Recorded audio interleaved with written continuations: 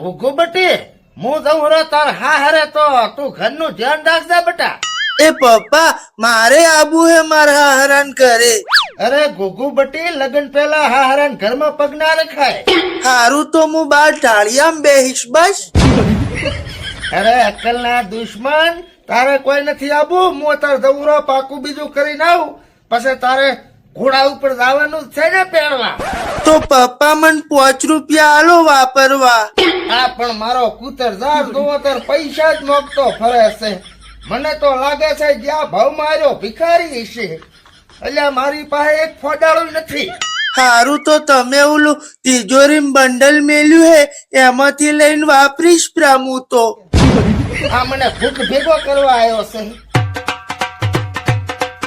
લે વાપરજે. 5 વાગ્યા 20 રૂપિયા આલ્યા. મારા પપ્પા કેટલા હારા હે.